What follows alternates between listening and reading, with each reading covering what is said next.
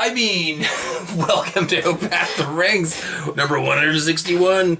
Today we're talking about the Jazzbrunch 7-inch EP. God, we did the thing. Okay, so the history here is Arvid. Arvid is the vocalist of Alskade, Varandra, Mycket.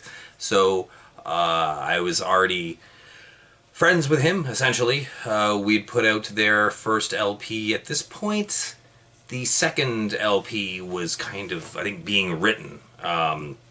So Arvid just reached out and said, hey, we got this new thing, Jazzbrunch, that we did with, or that I did, not me, but Arvid. That Arvid did with one of the members of Totem. So it's like a more blackened version of Alskade, and I heard it and I was like, that is 100% accurate. This actually sounds way more like Vsam than I expected it to, and that's mostly just because Arvid's got such a unique scream. No one sounds like Arvid. He's got his own thing, and it's awesome. So hearing this, I'm automatically like, oh, that's Vsam. But definitely much more black metal in its approach. I mean, like, if you ever wanted Vsam to, like, drop the post-rock and just be way heavier, well, this was your ticket right here. This one right here. This is your ticket. You're going to like this one very much. Well, oh, crap. When was this released? This was released on August 1st of 2019. Another thing to note was this was kind of the last 7-inch that we did for a while because the cost was pretty high. This was before COVID and the supply chain shortage and all that stuff, but doing 7-inches just kept bumping up and up. So these with no covers were like $6 cost or something like that for 200, I think. And they're all on, what are they on, green? Yeah. I think we just did random color. I don't remember what it was. But I don't think we paid extra for green.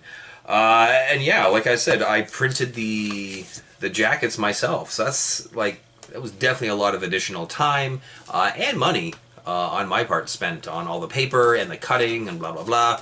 I mean, they do look super nice, but it kind of jumped off of the 7-inch wagon there for a while because it wasn't really working for us, and we've kind of stepped back into that realm recently, but it's kind of hard to move more than 100, I feel like. So doing 200 was very difficult, but I can say that we are down to the last 3 copies on Sparkle in the Canada store.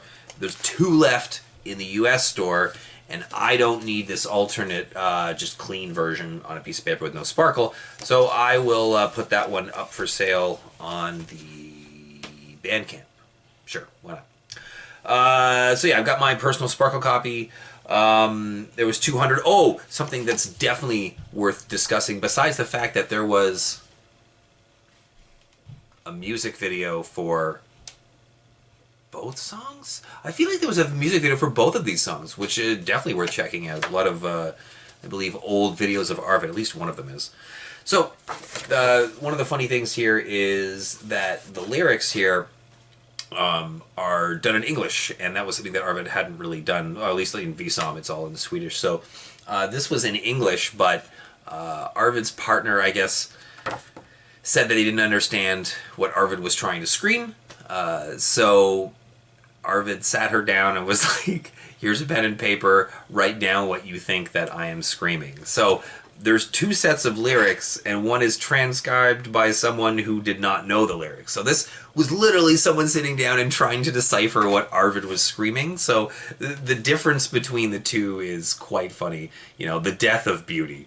And she read it as, or heard it as, I stand for beauty. So it's totally different stuff. It's a very funny read. Arvid is a very funny dude, that's for sure. I believe Mark from Alskade and the Kayembe Communique. Oh my god, that took a long time. Was supposed to be on these recordings, but wasn't. But might be on future recordings. Speaking of future recordings, they did 6 more tracks? I think 8 tracks total. Or maybe there's a chance there's 4 tracks. I don't remember. Anyway, they got either 4 or 6 more tracks that were, I guess, partially recorded. Going to assume drums and maybe nothing else at this point. But Arvid has definitely hinted at them being finished at some point. I have no idea of the time frame on that, but you know, they've been started enough to the point where I would expect them to be finished, you know, within a few years. So it's not like they haven't done anything. They've got the ball rolling, is this what I'm trying to say here. Is there anything else? So this was a co-release with Zilp Zalp, Dingleberry, and Smarty Confused, as well as Zegema Beach. We took the majority of the copies, but I think maybe like 50 to 70 probably made it over to Europe. If you haven't checked this out, I strongly recommend checking it out. It is really, really good.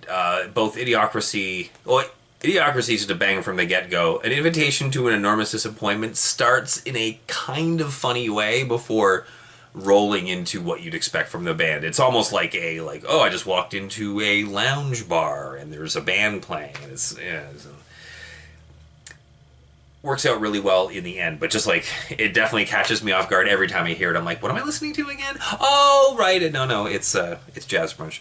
So, it'll be the Valtiel cassette that was their only release, I think, pretty much. They came out after this, right before ZBR Fest 2019, because we did ZBR variants. But anyway, I'll talk about that next time. So until next time,